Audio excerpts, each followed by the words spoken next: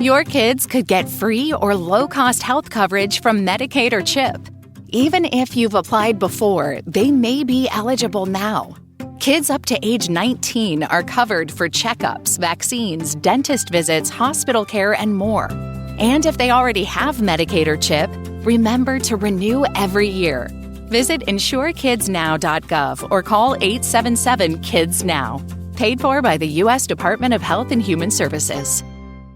This is the story of the one.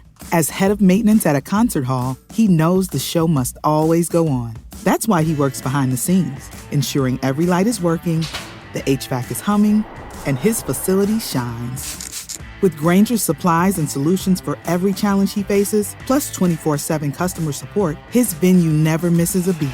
Call quickgrainger.com or just stop by. Grainger, for the ones who get it done. That was weird. Sorry about that, everybody. For some reason, the application crashed. So I'm not going to do the intro like I did last time. But we're back. That is Coop. I'm Jay. Thanks for pulling up here on the YouTube channel and listening wherever podcasts are downloaded and listened to. That was really, really, really, really weird. So we are going to dive into it. Coop, let's talk about that again because you literally just said it like 5 seconds ago. How's it going, man?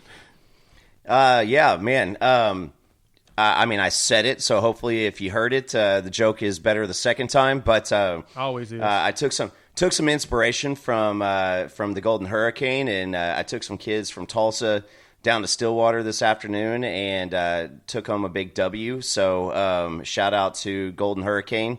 But my daughter's team went down there and put a clean sheet on the board, Jay. A little 5-0 victory. Nice. That's always a plus to hear that the kiddos that are winning games. Like, yeah, I don't know what happened, y'all. I'm very sorry that I'm actually kind of frustrated now that this had to populate right in the middle of a show that we were getting excited about. But Coop, we're going to go ahead and jump right into the most important parts of the day. The fact that Oklahoma won the game. So, of course, the Sooners pulled out the victory. We getting everything re-updated for y'all. Sorry about that. That was very strange. But yeah, Kyle, you're right. I was a little hot this morning, and we're going to talk about that. So since everything got messed up on the first one, let me explain what's going to go down today. We're going to talk about this game. We're going to talk about my brain is all over the place. We're going to talk about, John Mateer's Sooner Magic moment. We're going to dive into the refs sucking per the usual, and I think that's really about it. So I think we're in a good spot here, but hey, I do appreciate y'all being patient with us, pulling up, joining the family as we figure out all of this mess. But Coop, I'm gonna go ahead and let you start while I refix all of this stuff. How did you feel about this game?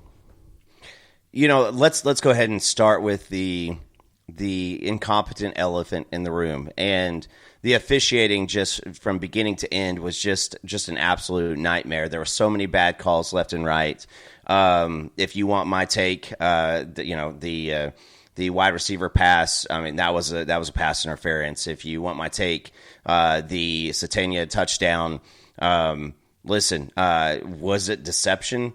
I mean, the guys, just based off the post-game interviews, those guys didn't want to kind of address it exactly. So, but Satania did walk over, was standing literally within 2 yards of the side judge and pointed to the side judge. That happened right between me and Stats by Popo was sitting next to me at that point before he got overly baked in the Oklahoma sun.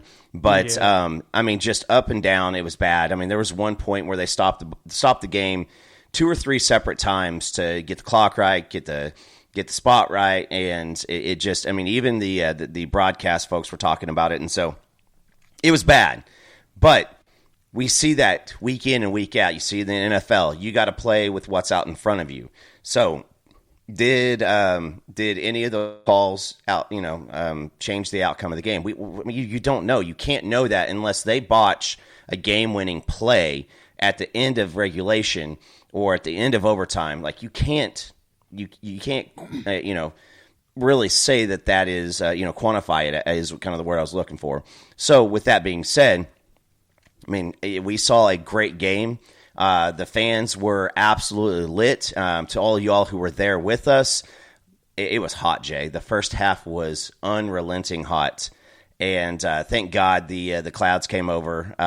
We were down in the tunnel at halftime, just going, water, beer, water, beer, water, beer. And just trying to keep ourselves just kind of in a good spot. And came back out, and it didn't really feel like the sun really was a factor after that point. Yeah, it was when I saw it and the way y'all were baking in that sun, it that was bad. That was hot. Very, very hot. But I do want to say, shout out to you, the fans. Shout out to you very much there that were in attendance. You could feel the energy through the TV screen. And as the game went, both directions, from us getting the lead and maintaining a lead and it tying, and then us going up 6 points, you could feel the fans rising and falling with it. And then when we got that last drive, they scored and we went down and scored. The penalties, a lot of them were caused from false starts, from them not being able to do anything. Now, granted, we can complain about the refs on both sides of the ball nonstop, and I'll do a little solid to all of these Auburn fans out there and say there was a lot of bad calls. There was. Just in general. There was a lot of handsiness on the wide receivers and corners. There was a lot of handsiness on the offensive line against us. There was a lot of it. 100% agree. There was. We got 9 sacks in this game. If you think, and shout out to my guy Chris Marler. We went back and forth and sparred over on the Locked On SEC reaction show. And no love lost between either one of the two of us.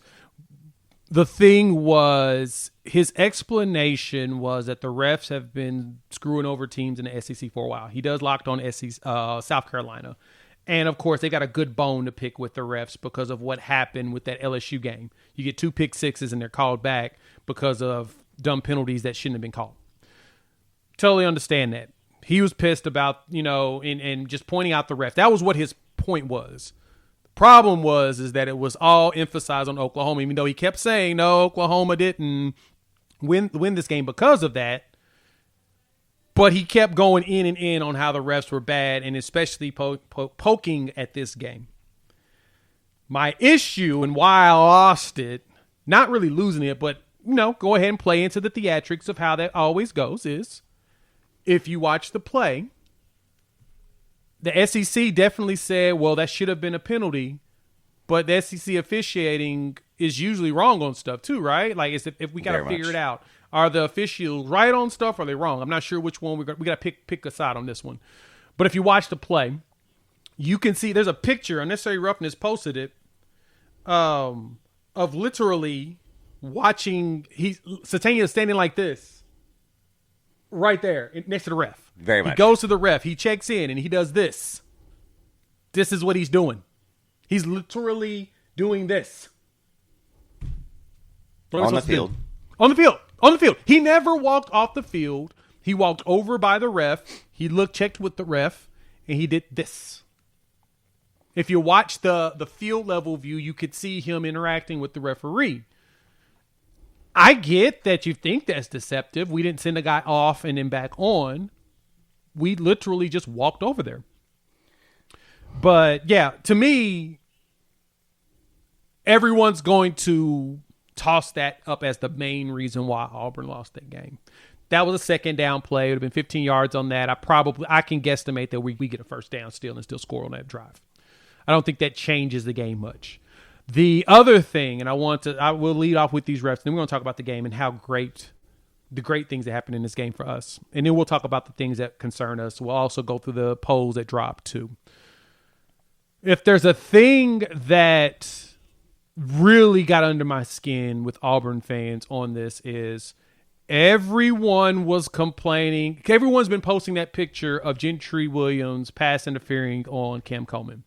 Yes, that was blatant pass interference. I 100% agree, because He got there a little early.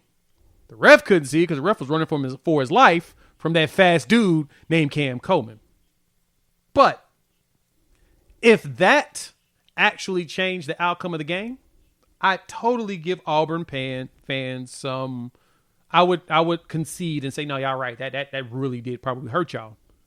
They scored on that possession. Very. Literally, they got to the end zone on another pass interference play, and then Malcolm Simmons ran it in for a touchdown. If they had not scored there, if we had stopped them, I totally would have said that. I would agree. We also saw some egregious stuff that happened on our side, but I'm not going to go there. I'm going to point out the Auburn side just so they feel good about themselves because I have empathy for people. Because as a Sooner fan, Coop, you understand this. I know I'm going long, but just let me breathe this out. But Coop knows Oregon, Oklahoma State. Probably gonna go through a few more, but I'm gonna stay out of that. I'm gonna stop. That happens. And we know what it's like when it actually changes the outcome of the game. Very much.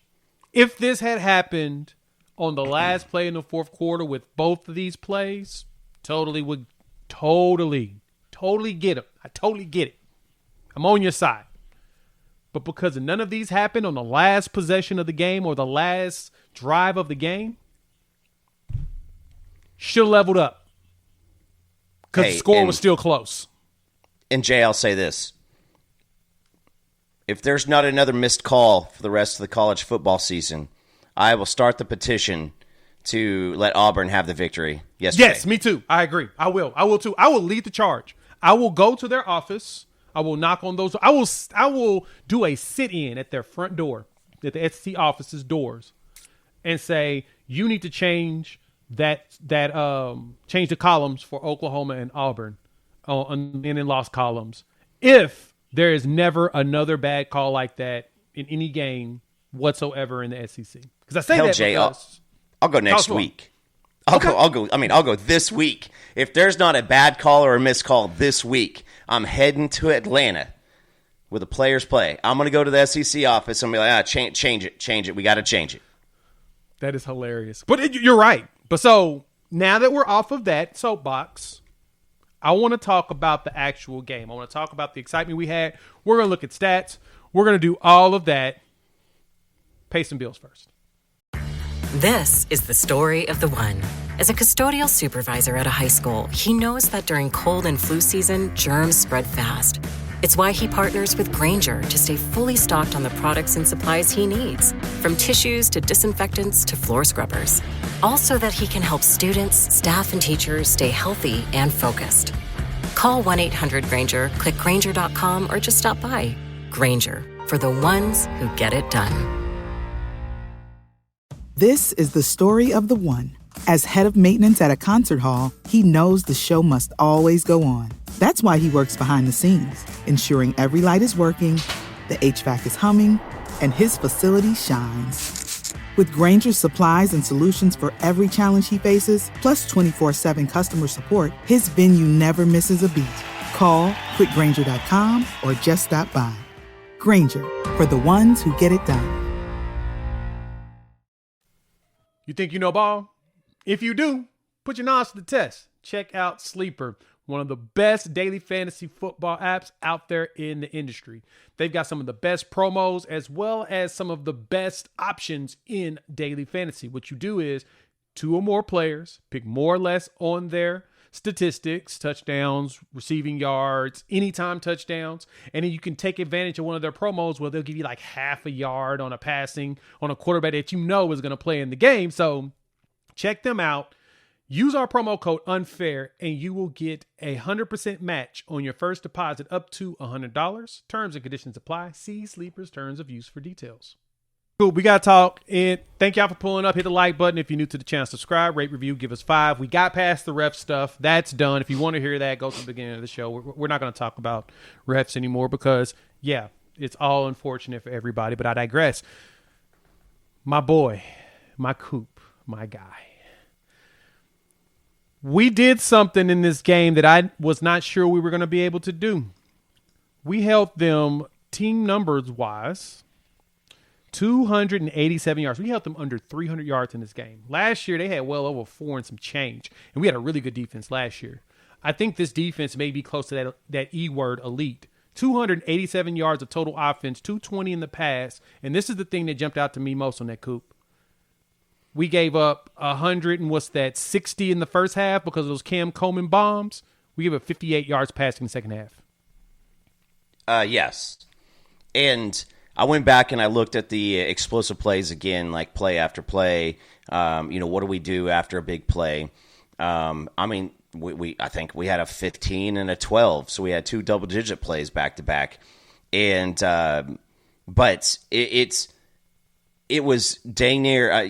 They got a 44-yard run, and then they got 2 15-yard runs. So that's, what is that, 30 and 74 yards. 74 yards on 3 plays. The other 32 plays, they were negative because they ended up with, rushing-wise, 67 total yards. And so the defense, the front 7, they're elite. I will go there. They are elite because guys were just absolutely destroying. And Jay, I think it's a good time to maybe bring up why is it not 10 sacks? Because we had a we kind of went like the stock market. We went over 10. I think we had 13 total sacks, but penalties got them called back. And then they had a sack and a hold on that last drive, which took a sack away from Halton. And then we accepted the holding penalty, so that drove them back. And then Halton had a sack on the very next play, and then there was safety. So, but let them know why it's 9 and not 10. So, for the uninitiated, what happened was when Marvin Jones Jr. got his sack, the stats gave him credit for that sack. But that was a penalty, a horse collar, and that should not have been tallied. Now, on top of that, David Stone got a hit late in the game where he hit Jackson Arnold for probably like a loss of half of a yard. And it was a pass play, but technically they called it a run. And David Stone lost his sack. He didn't even get a tackle for loss on it. It was basically considered a no gain, even though it was half a yard. He stopped him. He flipped him right there at that one, but he didn't get props for it. So when you look at the final stats, you got 9 sacks, 44 yards lost in that one. We had 13 tackles for loss, 63 yards lost on that. Dude, this team was on fire. The trenches were on fire. We were just pushing people around in ways that I knew we could, but I'm still impressed that we actually did it. Yes. I mean, hey, I will say this. If you go check the Twitter app there, Jaden Jackson's mama has a half a sack with her putting her Auburn crybabies in the timeline back in their place. So we'll give her a half of one to go with because, I got to see her before. I was asking her, is Jaden going to do the dance? And she's like, and she was like, he's business today. And so that's why you probably didn't see any business dancing, anything like that. But, I'll just tell you this, led up front by every single one of those defensive linemen. I mean, this group, at this point, Jay, everybody was talking, could this be the best in the SEC? Could it be in the best in the country? Well, looking at the box score, the only other argument was Clemson. This is the best in the country. This defensive line is the best in the country. It is getting production. David Stone, we'll say that he took the jump. We'll say that he is earning that 5-star bread right now. But it's him. It's Grayson. It's Dom. Our Mason comes back in hair on fire. But yeah, this front 7, Jay, led by this just absolutely ravishing defensive line, has been, more than advertised. And I don't even know if that is possible. Right. That's the tough part. It's like, can you really say that? It's tough. But yeah, they have done everything at a level that impresses me week over week. And even funnier, like Taylor Wine gets a sack in this game, which I'm very proud of him on getting. I'm also a little,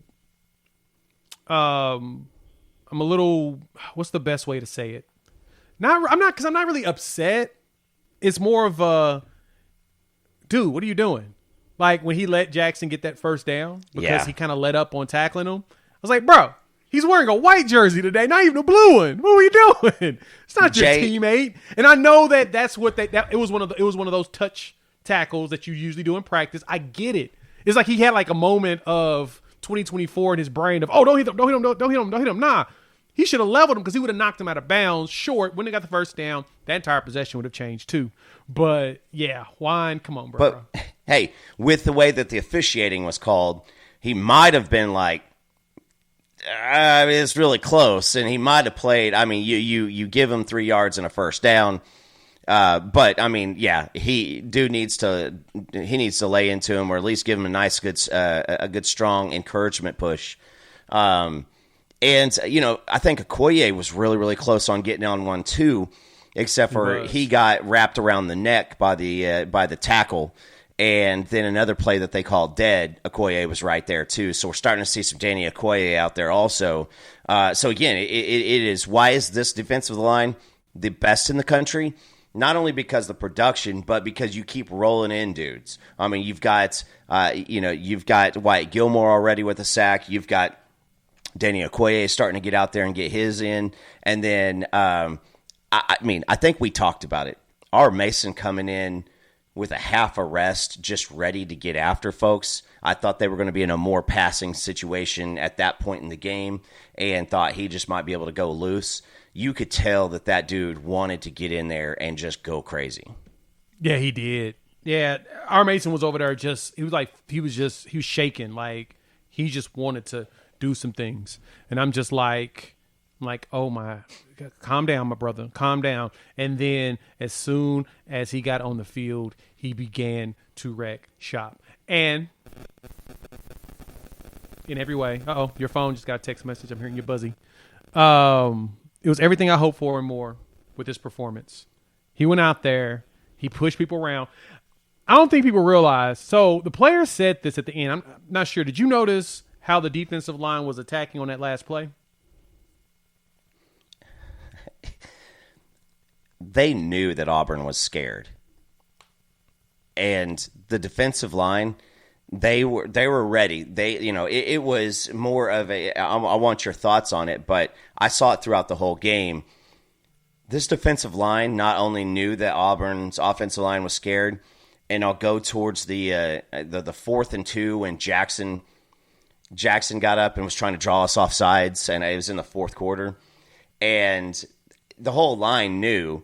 They kind of zoom in, and you can see Jaden smiling, and Kendall Daniels is doing this to the line. He's just mocking them because they know you're not going for it on 4th and 2. We know that you can't get it.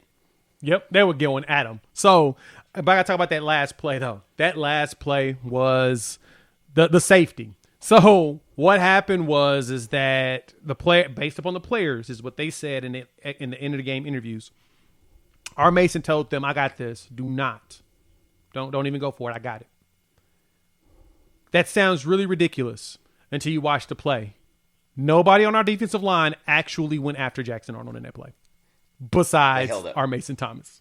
They actually stepped back. Some of them stepped back, and I'm just like, wait a minute. There's really no rush. Like, there's like literally no rush. And then our Mason muscles that tackle. The running back tries to chip him to slow him down. And when he chipped him into the tackle even more, and he got the safety. Like, I am so, like, I'm baffled every time I watch the play over and over. I'm like, I cannot believe we did not even rush him on that 4th down play. Our Mason said, "I got this." Watch the play. Just watch it fully, because when I looked at it, I'm just like, every time I see the highlights, I'm like, wait, they're not going for him. Like, they literally, like, G-Baby's back. You see Jayden Jackson back. And then it was funny because there's 2 plays in a row, number 77, for Auburn didn't touch a soul 2 plays in a row, and we got sacks on it. Their best offensive lineman. Best offensive lineman on that team.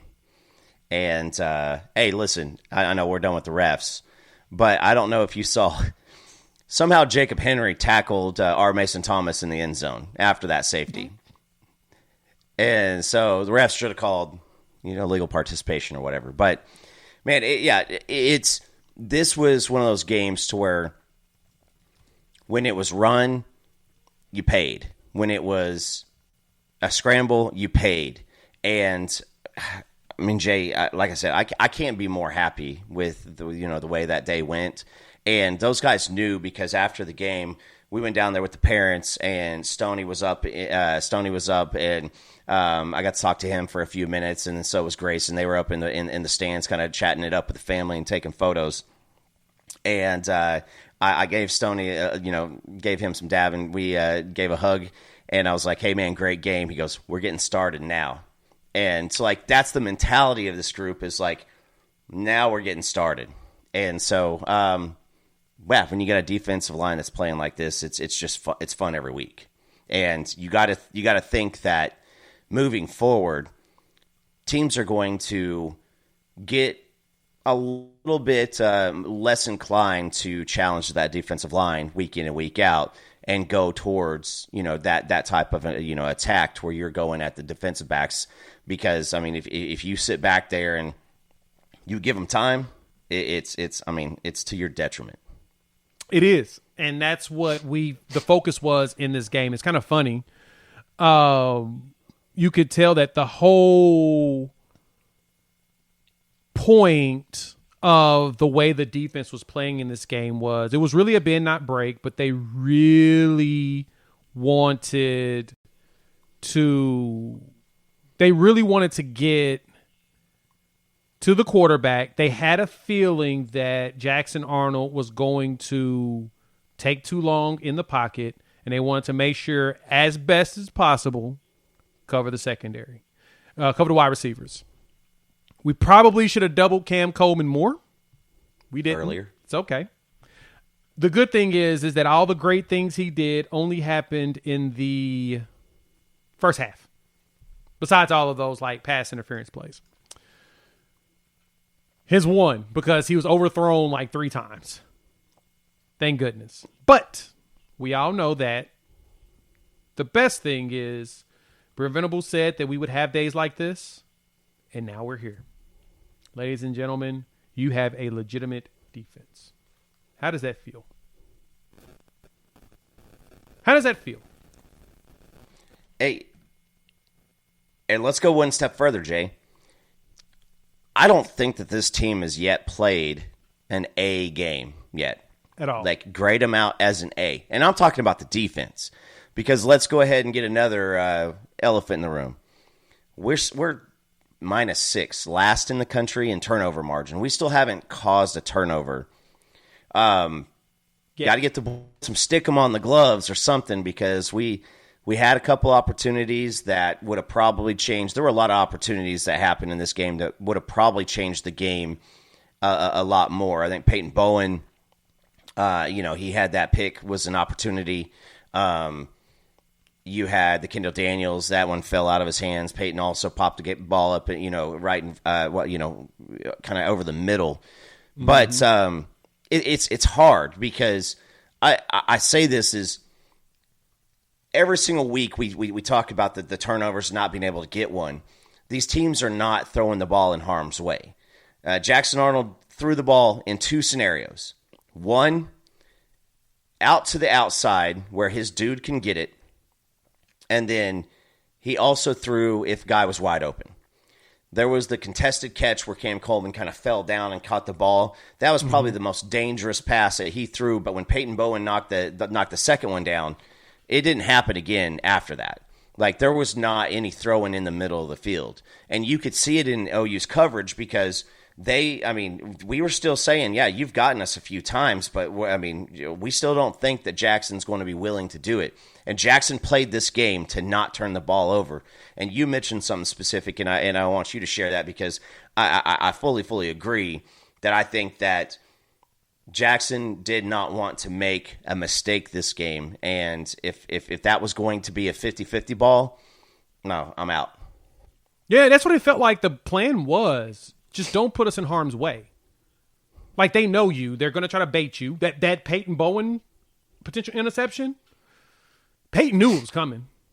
And unfortunately for Peyton Bowen, it was a bad pass. Yeah. Like, if it was a good pass, Peyton Bowen probably runs across, catches it, pick six, and he's gone to the house. He read it. He was like this. And he dropped it. And then Kendall Daniels dropped his interception that I know that he really wishes he had back. He truly wishes that was right here. He was just like, oh. Oh, I called it too. I said there's going to be a Kendall Daniels moment right in the middle, and he is going to get a ball, and it's going to come down to him just catching it. And, I mean, outside of that, I mean, the balls were going to a guy if he was wide open, and of the 9 sacks, I think that 5 of them are probably on Jackson for just not wanting to let the ball go. Yeah. So from there, you could tell that a lot of the strategy was pulled back on, all right, let's do the right things and don't turn this ball over so that we don't lose it. And that's what it felt like. The run game is the thing that I was told that we should be concerned about the most about Auburn, because Auburn was going to just run all over us. Coop, when I looked at the numbers here, they finished the game with 67 total yards. Jackson Arnold did not. Jackson Arnold had 20 carries he had 39 yards gained, and he lost 50 because of sacks. So he had a net of negative 11. Of course, the punter, and then Jeremiah Cobb, 6 carries for 61 yards, which I thought was very fascinating. He had that 44-yard run. You take that 44-yard run out of there, 4 carries for 10 yards? And it's just like the Michigan game. If you give up one run at some point, 17 yards. Yeah. It's going to happen. One run at some point. Oh yeah, this defense is built to do that. Yes, but like I said, in 35, or let's go with 34 because the punter. Sorry, Chief, you just were put in a bad spot, and he saw the boogeyman coming after him. Right, but 34 of those carries, or sorry, let's go back. 31 of those carries netted negative yardage. Yeah.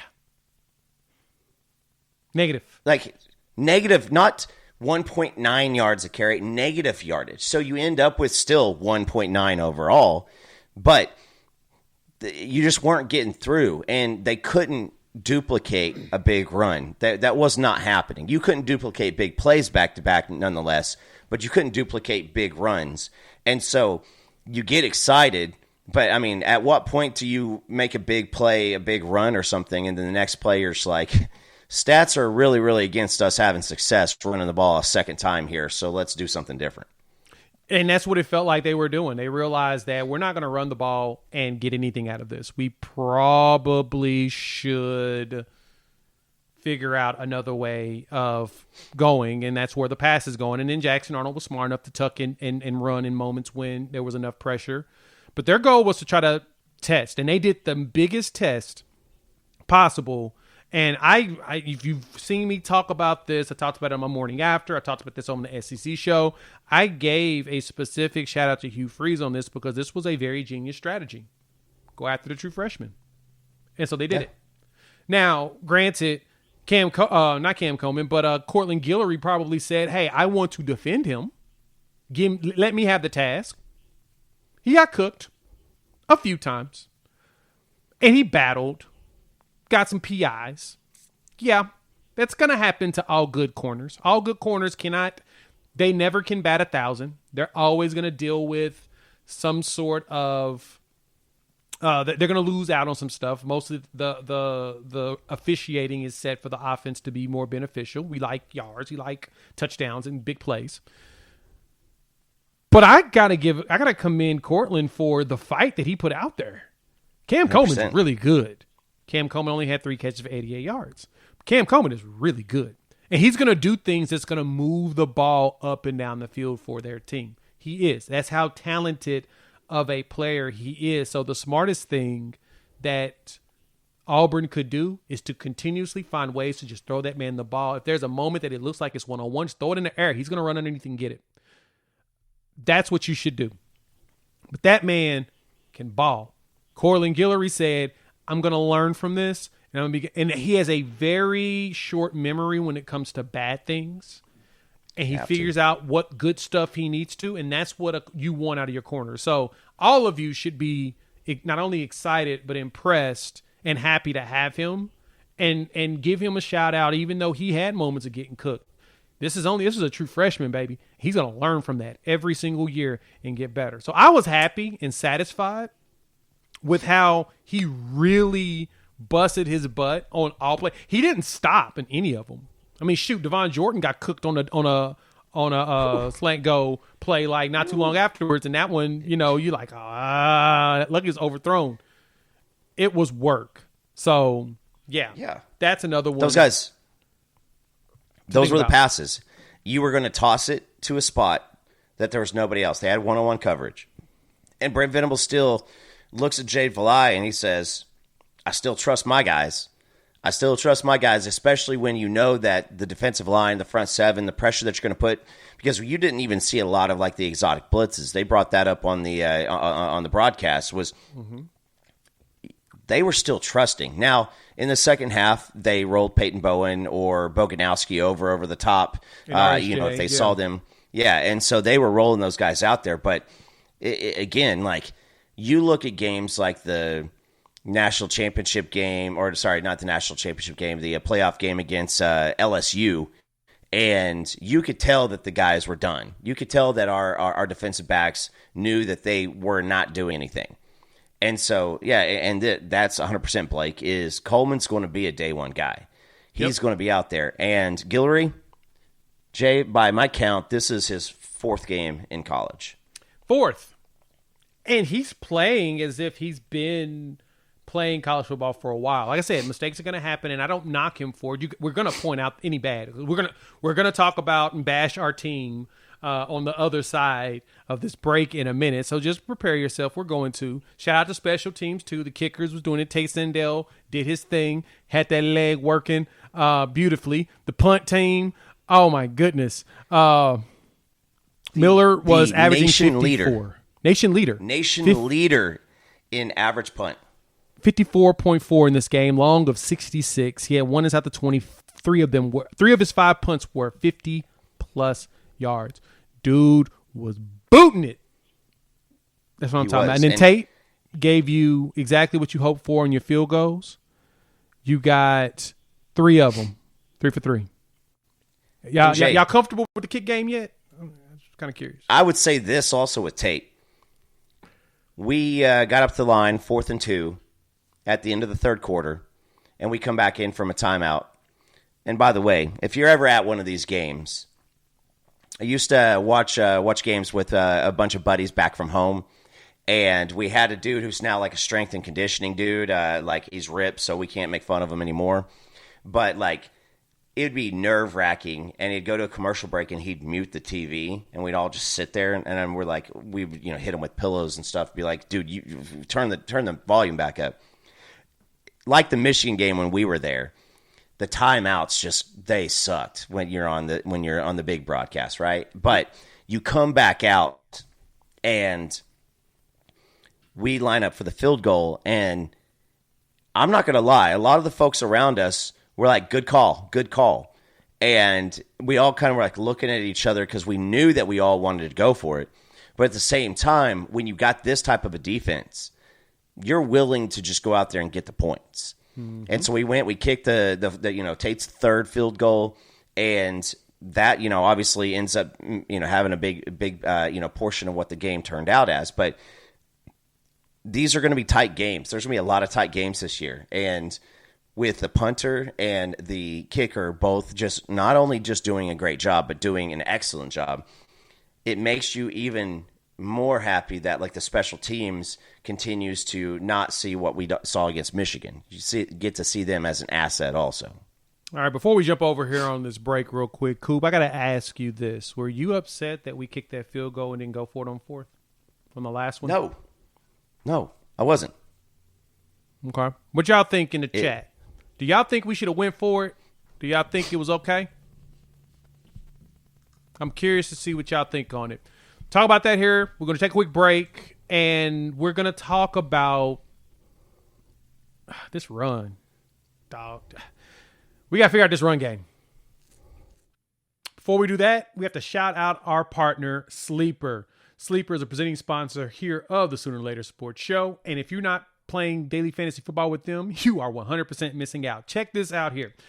It's very easy to do. Pick 2 players, pick more or less. And I'm going to go in here. Jared Goff on Monday night is at half a passing yard. It's one of the promos. So they're giving you freebies to get you going in the game. But we're going to look at the NFL, and we're going to look at the Sunday night slate. You got Patrick Mahomes, more or less, on 29.5 rushing yards. We're going to take more. Plus, there's a boost on it. Then we're going to look at Derrick Henry. So that's Monday night. We're going to look at some of those Sunday night games. Malik Neighbors, anytime touchdown. I think the Chiefs can't stop him. We're going to pick more on that one. And then we're going to ride with Travis Kelce with no touchdowns in this game. Why? Because, it makes sense to go after him.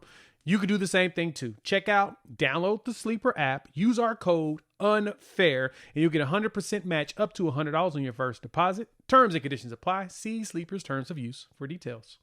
So, Coop, thank y'all for pulling up. Hit the like button if you're new to the channel. Subscribe, rate, review, give us 5.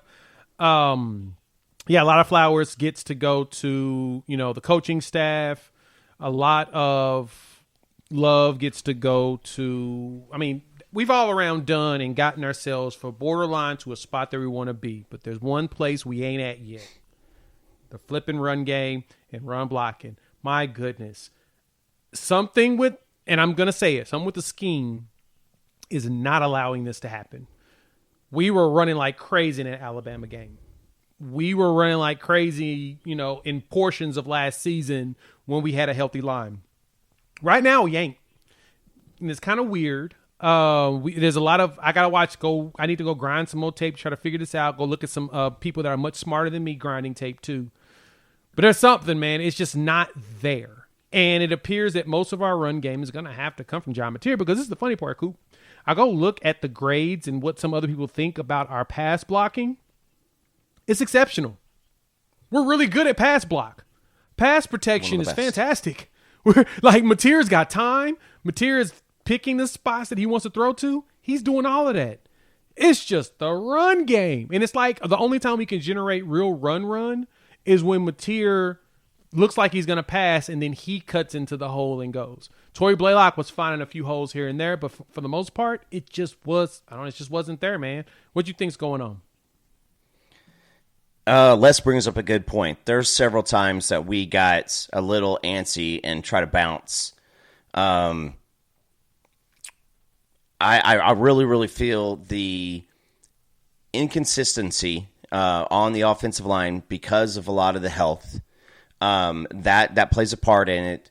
We talked about it last year that when it's inconsistency on the blocking, on the run blocking portion of it, they can't trust. And that's a big part of the offensive line is trust.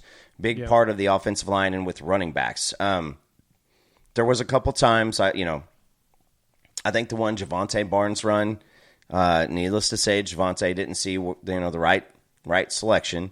I did see Blaylock a couple times also, but I will start out by saying this. Kudos to those offensive linemen who were hurt for going out there and grinding. Yeah. They did go out there and grind, and it looked like we kind of just knew. I said, you got to put up 120, 130-ish rushing yards to win this. But I would say it's got to be better. It's got to be better. And hopefully the next 2 weeks you can get some semblance of health back. Fasusi gave it his best out there, but I was told he was not as bad as it sounded. He looked worse than it sounded out there. Yeah, he did. He was limping around, quite a bit. And there were a lot of times that Auburn's defensive line, there's 2 guys that are going to be in the league very soon, and Kendrick Falk is going to be a top 15 pick. He's so stupid good. He's so that stupid good. That being said, when we were trying to pull guys at some time, there was they just had a plan of action for it. Durkin put out something good for them. They did not wait and to catch. They attacked. They dove through and they were hitting the guys in the backfield. So it's bad. As far as pass blocking, I give the guys a B. As far as run blocking, it was as bad as it could have possibly been, I think. Yeah. It's got to get better. And that's what it is. We just got to get better. How do we get better? Get healthier. And the good thing is we have basically a week, and we have about 2 weeks of chill. We'll chill this entire week, and then next week we play Kent State at home. So we'll get 2 weeks of basically chill, and you'll probably see a lot of young players playing the Kent State game, so do not be surprised on that. Don't be shocked if, don't be surprised if we just don't run the score up crazily on Kent State. And I say that because it's probably a lot of people won't play at all. Now, granted, we may go out there and try to run that bad boy up in the first quarter and try to be at go just balls to the wall to start the game, and then pull back and be like, all right, we're going to slow it down going forward. Don't be shocked if that's the thing that actually happens, but I don't anticipate us doing much of that whatsoever. Mainly because we just want to get healthy in preparation for Red River. The good thing for us is we got Kent State the week before. And the other good thing for us is Texas travels to the Swamp the week before. That's going to make it very interesting. But yeah, it's got to get better. And so this is going to be the opportunity to not only get people healthy, they got to figure this out in this game. Did you see Xavier Robinson on the field? X-Rob play at the end of the game? He played, actually, he came in on pass protection a couple times, and then he also was in on there was a material run that he picked up a blitzer, and so I know that he did come in a few times. But as bad as the offensive line running was, it was refreshing to see Arbuckle not completely just disappear from the run game, but still understand what the lost cause might be. And I'll just say this straight up. We left so much on the field again. So much. There was so much on the field. And I want to bring up a couple of three pieces here. So without trying to give a word salad like somebody on the Twitter was saying, because listen, man, I get excited about these things. But there was a pass that Jared Koenig did not catch, where he went and found the zone, and he didn't stop and he didn't continue. He kind of geared down, kind of like he did on the missed touchdown catch. He kind of geared down, and if he catches that ball in stride, I saw when material, he kind of double clutched the ball and then threw it, and it ended up not being a catch. If Koenig with his speed catches that, he goes for 60. There was a Burks drop that was obviously a little difficult, but I also want to shout out to Ben Arbuckle. Jay, if your offensive line is on the struggle bus, how are you going to run out a wrinkle to where you have material behind two offensive linemen? Not once, but twice. And here's the thing. I think that when watching the film, Buck's going to look over at John and he's going to be like, a half a second of patience and Burks is to town. Because that two-man look, he didn't give it he waits a half a second more. Burks makes it past his guy and is running middle field with nobody back behind him. He can just go, and Burks runs the entire route. So there's those pieces right there. That's where I'll stop. But the offense leaves a lot on the field. And again, why I say, what's this team really going to look like, and how good can this team be if you got an A performance from the offense and then the defense does what it does? Yeah, and the way the defense is playing, they're playing at the level you want to. And there's some things that we got to clean up and get better at. There's certain things that's going to happen, like, the deep passes, having your corners on an island. That's kind of how BV's defense goes, especially with the way that we like to blitz. The offense just needs to do what they do best, is keep eating that clock. Even with the struggles in the game that we had, like the drive chart, we had long drives. The game-winning drive was only 2 minutes because it didn't have to be that long just because John Mateer's that dude. But we did a good job of hanging on to the ball in a lot of parts of the game. I think, let me see. Oh, you're jingling in my ear again with your feedback.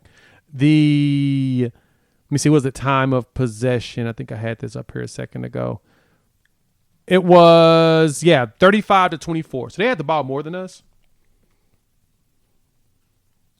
But we did a good job of running clock when we needed to. Yeah. And the crowd was very, very loud. That's what I'm proud of y'all for on that.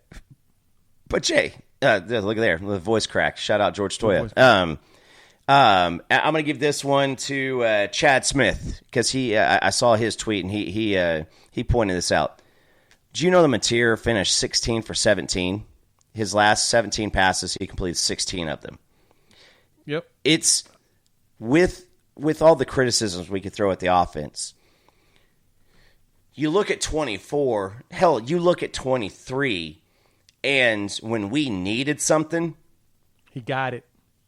I don't think people that's probably the one stat that I really wish people would pay attention to. How did he close the game? And that's why I said Mateer had his Sooner magic moment. Let's talk about that. Thank y'all for pulling up. Hit the like button if you're new to the channel. Subscribe, rate, review, give us 5. I want to talk about John Mateer's Sooner magic moment. He's done it before. I mean, the Michigan game, we had that final drive that, made us feel good. Like, all right. And so in the mindset for a lot of people is, I've heard some people say, oh no, is this how we're going to have to win all of our games? And in my mind is, I don't have a problem with us winning games like this. I don't have a problem with us closing out games very close. I don't have a problem with that. Kind of like Brent Venables said in the Alabama win to ESPN. He said, we punched first, we punched back, and this time we punched last. And in a lot of these games, what we're doing is we are punching last, which is what you want from this team, regardless of how it goes. And then week over week, if you keep winning these, you keep closing them out, we may get a double-digit win some point, but we got a tough schedule. But the point is, you want to make sure that you're punching last in just about every single game possible. And so this is what you got, Coop. I'm gonna go to this. I'm gonna go through this play-by-play because I really was happy with how Mateer performed here. So, final drive for us. This is what you get.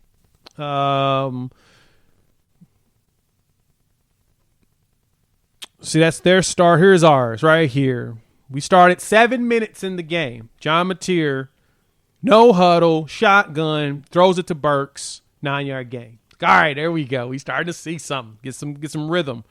He runs it, gets the first down because he knew the most important thing was getting that first down. Yep, and we've seen that in some other plays. It's the most important thing is get that first down. He looks over, hits Satania on a nice route, out 7-yarder. Then he goes to Kanik on that 15-yarder. So, as you can see, this is all John Mateer engineering this. Like, you could tell that he, in his mindset, this is a borderline 2-minute drill without being 2 minutes left. I love Very that much. He was like, urgency is get the lead back and let's play this way. Then he throws that pass out there to Satania. Like, first and 10. So, I'll say this on that play. We did a reverse. I think, was it this game that we did that reverse on like 2nd and 1 and it was awful or something like that? Trick play. We did a trick play. 2nd and 1 and we did a trick play. I was like, what are we doing? And we lost 4 yards. Yeah. Why are we doing trickery on 2nd and 1? That's a 1st and 10 play. Guess what happened, Coop? We did it on 1st and 10 with the deep pass.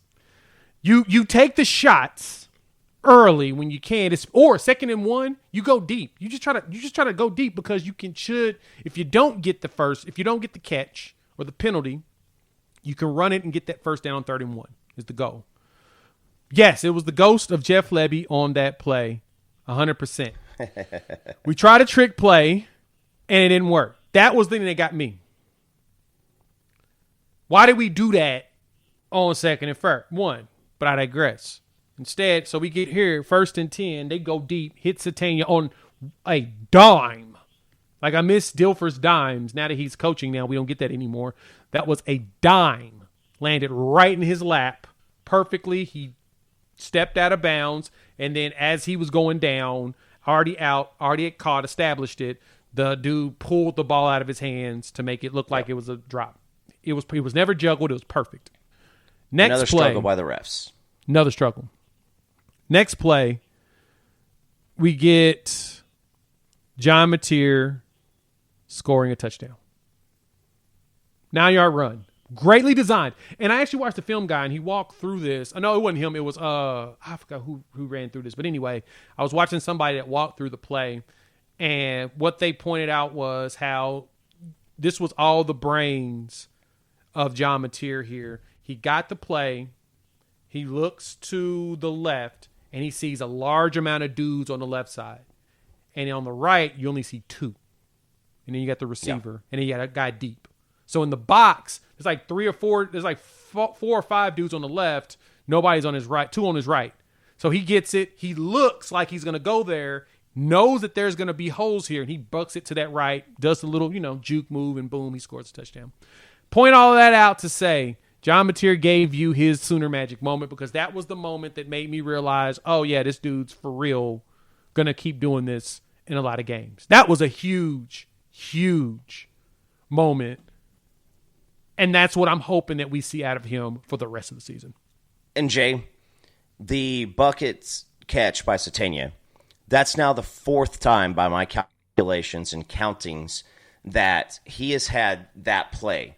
And I want everybody to understand this, that's not necessarily a called play to where you're running that route. That is a play that is brought to you by chemistry from your wide receiver and your quarterback, but also your quarterback and your offensive coordinator. You call that play, and what happens is the wide receiver comes closer to formation, and he is going to break based on the defensive back. Yep. And now that is on film 4 times, and I think Satania's got 3 of them, and Burks has got 1 of them. So this is what's about to happen, Jay, is that's going to be on film, and defense coordinator is going to point out, hey, you got to watch that one right there. And you got to watch it because here's also what's going to happen. You're going to see a dude start shading that. What's typically going to happen at that point? Now, instead of catching the ball and going out on the sideline, if he starts shading that sideline, Satania or Burks are going to be able to cut infield, and there's nobody back there, and that's a touchdown. So he keeps throwing that route, and he keeps running that play. Again, just an absolute just clown show by the referee. Dude standing there right in front of him, catches the ball, is 2 feet down, his knee goes down, and then as his knee's down, the guy rips the ball out. And but what do you expect? But you nailed it. It was supposed to do that. Yeah, you're supposed to do that. You get up there. My man. That run by Mateer was never going to be a pass play. That was a run all the way because Burks had absolutely phenomenal blocking on the outside, and that's kind of what got him in there. And yeah. I'm starting to kind of see that I don't know if it was a nickel or if it was a safety, but the safety who had the chance to tackle Mateer, he didn't hit Mateer. He kind of was like, touch me. And because Mateer is willing to get in there and mix it up, some guys are going to bold up and they're going to buck up and they're going to go after him. And some guys are going to go, yeah. And it's business decision, especially when you're right at the goal line because it's not like he's probably not going to score right there. Like, you know he's going to score. And if guys are going to approach you with that type of energy, Mateer's going to out-energy you every single point of every single time. So I just there's so much about the offense that I think that it's crazy, because I was thinking about this as I was doing the rewatch. This season, this team looks like the national championship game against Florida State. Punishing, suffocating defense, and the offense that's going to make the play when it needs to make the play, and they're going to take advantage of that opportunity. And if you guys want to go back to the point to where you want to go back to the Lincoln Riley days, to where you can count on your offense and you're praying to God that your defense can make a stop when it needs to, I would rather depend on the defense and know that your offense is going to give you the play when it needs to. And until it doesn't, that's where I'm at. Shout out to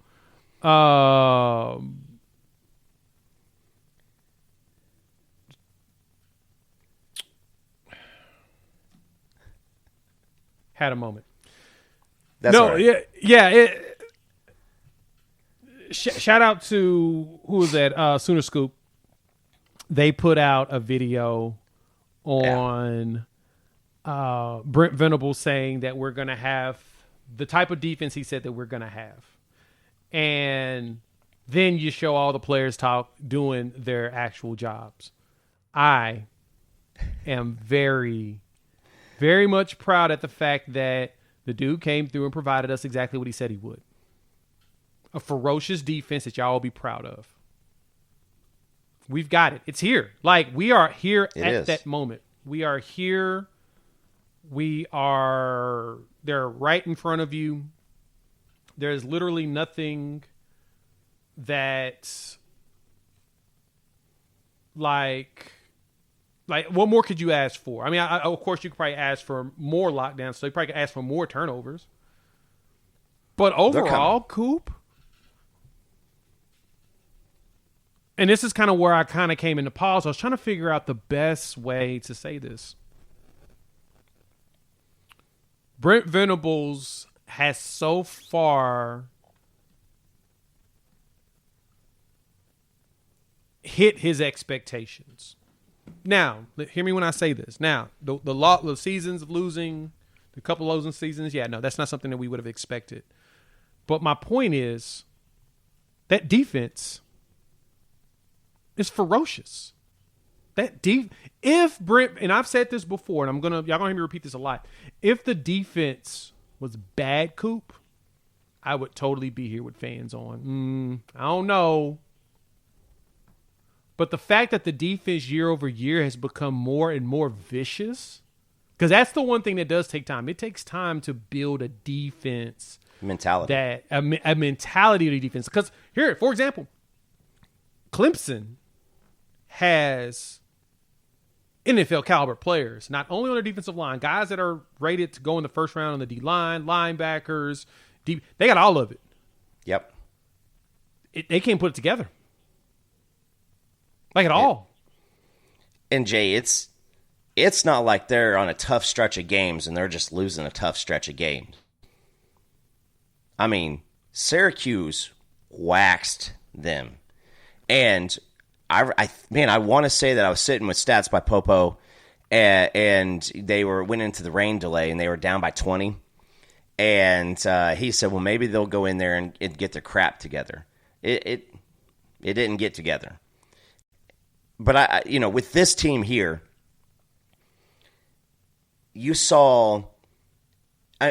don't see just massive whiffs every drive. Like you'll see a missed tackle every once in a while where somebody is on a stop and start type of a situation, whether it's the offensive player or our defender.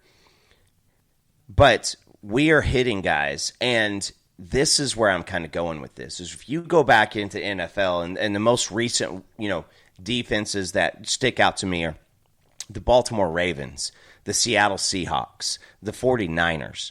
These guys who are known for being absolute just studs Yeah, Fatty, I wish. But hey, listen, I'm fine with who we got. But because if you get to those defenses and you've got that reputation that your defense is absolutely GD dirty, I mean, just a tough-nosed defense, you're going to get the benefit of doubt on a lot of calls on the defense. Now, some of those pass interference ones, we'll just say, the refs were trying to dig themselves out of the whole damn day. But I'll just say this, like, maybe the pass interference with Gentry on the wide receiver pass, maybe that's a reason. I know that on one of the pass interference calls on Guillory, they also called a personal foul roughing the passer on Reggie Powers III, which may have been the softest roughing the passer call I've ever seen in my life, because they were like, well, he launched at the quarterback. Reggie Powers jumped up to bat the ball down and came down and went like this to Jackson. Jackson, I don't even remember if Jackson fell over. But he threw the ball and he was falling back and he just slapped him down. These things are going to start happening. And if you go look at the AP poll, we just jumped 4 spots up over Texas because the fact that people know that if there's one just absolute, without a shadow of a doubt, situation in Oklahoma right now, it's that defense is dirty, and there's not any team that's going to be able to line up and go at them, because it ain't going to happen. Right. You're going to have to catch us on a bad day to put up points. That's what it looks like, and they're doing everything we're supposed to. I'm loving it. I'm very happy with that. All right, let's react real quick to the polls that dropped, as you just mentioned them, Coop. I think it's good for everybody else to see them as well. Thank y'all for pulling up. Hit the like button if you're new to the channel. Subscribe, rate, review, give us 5 stars. AP poll dropped. Oklahoma is number 7 in the country right now. We did move up, like I said, from 10. Very interesting. I'm going to say this. I am bothered that Auburn fell out of the top 25, but Illinois is still down there at 23. After getting waxed. Walloped. Spanked. Just waxed. 63-10. In conference play. I have been seeing Brent Bielema bumping his gums on the socials for a bit. In conference play, Coop. And this is not my words, to a weak finesse team. You are supposed to be the defensive up-and-comer in the Big Ten. The physical You're supposed to be squad. based on physicality. I mean, that is like Mike Leach, Mississippi State, rest in peace, going to Alabama and whipping them 67 to 10 or something like that. Like, that stuff should not happen. Yeah, and I kind of agree with you, Sooner Cowboy. It'd be nice if they go ahead and beat SC this week. That'd be funny. Hopefully they mad. They should be mad or embarrassed. One of the two. Coaches poll. We are at number 10. Remember, we start the season off not even ranked. Yep. We get a bye week this week. You think we fall? There's a lot of good games this week. I might have to take a look at that, but no, because we got that SEC bias on us, and they are going to. I mean, I man, you look at them polls, folks like us. But I would say this: we need Texas to go down to the swamp, and whatever's going on down there. What did Lagway end up with? Like 59 yards passing. Something like that. It was bad. Can we go ahead and put it? I don't care what happens the rest of the season. That dude ain't elite. Yeah, Lagway did not have himself a good game at all. He might not be good, but he ain't elite. And to quote the philosopher, look at these numbers. Yeah, to quote the philosopher Teddy Lehman, apparently practice matters. But we need Texas to go down there. We need Texas to go down there and just handle business. I don't care what it takes. Just go get the W, because ABC and the SEC and ESPN, they need that matchup to be a top 10 matchup, because that's most likely going to be another game day choice. Yeah. No, I agree. Game day, SEC, network, everybody. Hallmark Channel might be there. Yeah, everybody going to show up for Red Rivers because of that. But yeah, Lagway was awful in that game. Awful. Like, I thought that, I mean, I saw him. He is a first ballot Hall of Famer. Off the bus. Aesthetic Hall of Famer. Aesthetics Hall of Fame. Like, he's up there with John Elway. You just see the dude and you're like, oh yeah, you're definitely aesthetics. He broad shoulders, big aesthetic, easy. Wild that he only threw for 61 yards. Sorry, But I cut him short. I said 59. yeah. Oof, goodness. But that was bad. Ole Miss got themselves not one but two quarterbacks. They got a controversy. They better not be dumb enough to take out Trinidad. He's your starting quarterback. Until he ain't. Until he ain't. He's your starting quarterback until he ain't. Vanderbilt, 70 points. First time since 1918 they've scored that many points in a game. I am really, actually, legitimately afraid of Vanderbilt this season. Clark Lee hit the lottery with Diego Pavia, Tim Beck. Pavia, he cares a lot. He does, but I have a feeling that if he came up against this front seven, be a different story. But he also, because he's way more run heavy. Yeah. But man, can't even knock it. Is South Carolina cooked? Are they done? Because I asked this question, Coop, at the beginning of the season, and I got attacked. I got hit with the these teams can't get better? Teams can't improve over time? Because I asked the question, who's South Carolina's second wide receiver? Who's South Carolina's top wide receiver going to be? Because we ain't seen one established. Nick Harbor, we've been told for 2 years he was going to take the number one spot, and he still hasn't. Now, Jacobs looked pretty good in this past game for them, but then I asked on defense, who's going to be that dude next to Dylan Stewart since he by himself? Yeah, I got some other. Who is it? I was told I was being hyperbolic. They could not tackle in the fourth quarter of that game. They could not. And Jay, unfortunately for you, your homie from Locked On this morning is a South Carolina guy, so you get to repeat that here in a few weeks. But hey, we knew, and I think it was Josh Pate said this, and that's another thing, that each iteration of the teams are different than the previous iteration. Like, last year's team don't mean much for this year's team. You can change a lot, especially in the portal times. But South Carolina was one of the teams that I thought, you lost so much. And when you lose that much, you need other guys to step up, and it's a lot to ask a lot of new guys to step up. Lagway wasn't going to be running around. I mean, maybe this will help him out a little bit. But, you saw it with Cam Newton at times. Like, he would throw out 300-yard passing games, and then you thought, well, maybe he's going to get it together, and the next game he'd come out and throw for like 150 yards. And so maybe Lenora Sellers, maybe Sellers, he threw the ball for 300 yards.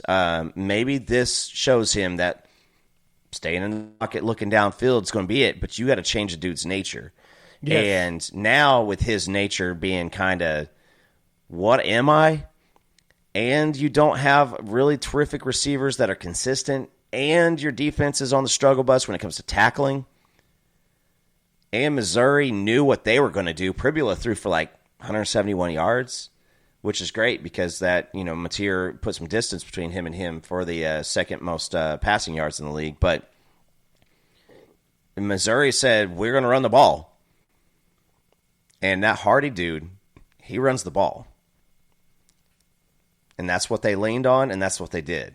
Now, Missouri also might have some issues in the secondary, too, but But it's a game-by-game situation. Yeah, I think South Carolina's just they're in a come-to-Jesus moment. And I don't know if it's a players-only meeting type of a situation because now their schedule starts getting tilted too. Yeah, I think they might be cooked. Missouri's legitimate. I know y'all don't like hearing that, but they're legit. Their run game is stupid good. Ahmad Hardy's really good. He runs like folks made fun of him in third grade, and he still remembers it. Yes. He runs like he's he runs with a lot of anger. He is really good. Arkansas's done. I don't know. Are you surprised that Mississippi State is 4-0? Yes, because the Arizona State game, but we'll see. I'm not getting too lit on that because here's the thing. Mississippi State still runs out a couple 160-pound wide receivers, and you get into like the SEC play, and Brennan Thompson and Evans the third, Anthony Evans the third. Those guys they're going to get rerouted once they get in SEC play, and so we'll see what happens. Now they got the easy side of the schedule, but I don't know about that part. That I will disagree. Let me show you what I mean, my friend. Starting up this weekend, they've got Tennessee. They travel to A&M. Oh, they got a little bit more. I was wrong. They got a break. I apologize. They get a break, then they travel to Florida. Texas comes to town. They got Arkansas, which should be. But then they got Georgia and travel to Missouri, and then, of course, the Egg Bowl. It's looking a lot tougher with the way this I'm is sorry. out. I thought that they had the Texas schedule. No. This is going to be – that right there to me is ugh. And then right there, ugh. But if they give us something in that Tennessee game, ladies and gems. And that's at home. Got it. That's at the crib. But you mentioned this. Next week, what does that look like? Can we drop? Let me put this slate up, and then we're going to get ourselves up out of here. Of course, you got Florida State, Virginia. Man, no one cares about that. Nobody cares about TCU, Arizona State anymore because Arizona State disappointed all of us, even though that may knock TCU out. BYU, Colorado. That's not much. Georgia Tech, Wake. Georgia Tech should continue their streak of being undefeated. The USC, Illinois game. That's one good one. It's going to be fun. In Champaign. Notre Dame, Arkansas. How does Notre Dame, with their first win of the season and moving up in the rankings, I'm not going to go there. I did, but Arkansas can put up some points. They can. Can they stop anything? They can stop a They can't stop a nosebleed, not whatsoever. But they'll put up them. They'll call some bleeding because they'll be running up numbers too. To Ohio State, Washington, and LSU, Ole Miss. I will be tuned in hardcore for that game. Same thing with Auburn and Texas A&M. So Auburn goes from us to College Station. And Jay, if I'm the Auburn fans, Texas A&M's defense isn't that good. If I'm the Auburn fans, I go, all right, listen, going on the road, that was tough. We've played A&M a few more times. We know a little bit more about them. Did Reed throw the ball against Notre Dame? Was that a one-time type of a deal? Or is that kind of what he has in his bag this year? But Auburn should know that they're going to be able to run the ball and really bog that game down. Now, it's in College Station, so. Mm-hmm. Yeah, this was Marcel Reed's first 300-yard passing game, even though he completed less than 45% of his passes. Less than 50% of his passes, he has 45.9. He did that. Actually, he did not do that in 2024 at all. 2023, he did it against Oklahoma State in a loss. Doesn't count. Last game of the season. But doesn't count if you do it against an FCS team. Fair point. Touche. That one, yeah, there's not. Ooh, yeah. That may have been an anomaly. He may stick back to 250. And then Oregon, Penn State. Penn State's a favorite at the crib. Hey, and Lemon's telling us.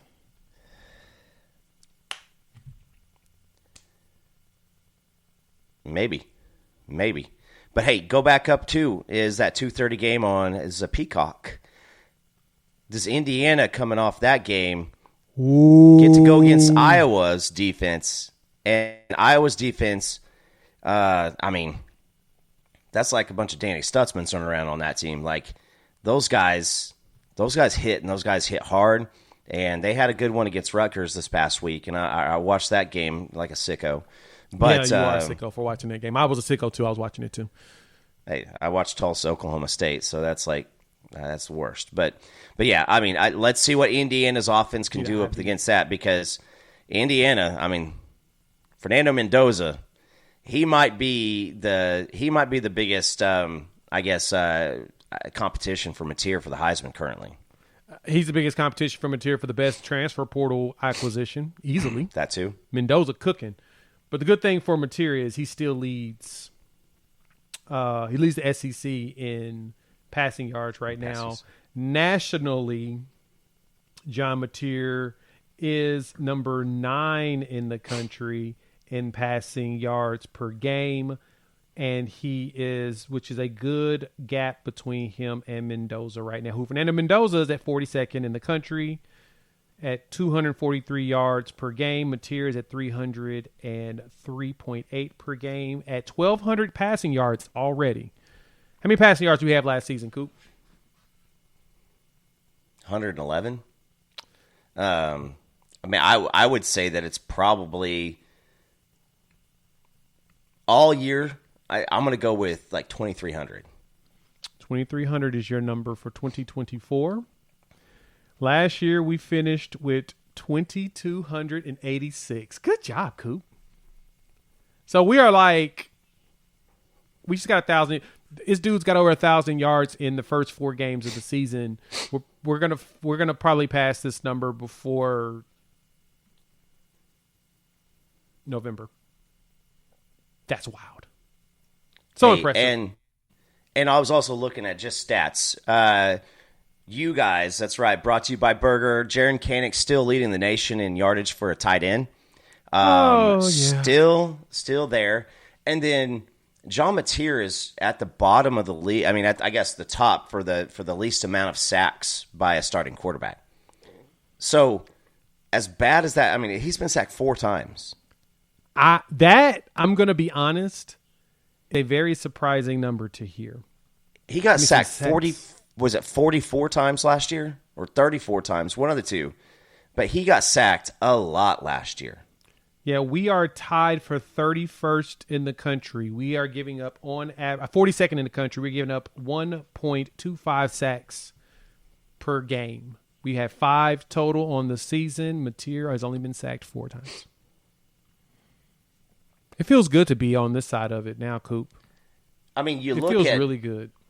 You look at, I mean, some of these guys like Jackson Arnold. I mean, obviously that number's a little higher this day. But Jacob Clark, Altemeyer, Luke Altemeyer, Illinois, 16 sacks. Jackson Arnold, 15. Lenora Sellers, 12. I mean, Dylan Iola, 10. Like, as bad as this offensive line has run blocked, yeah.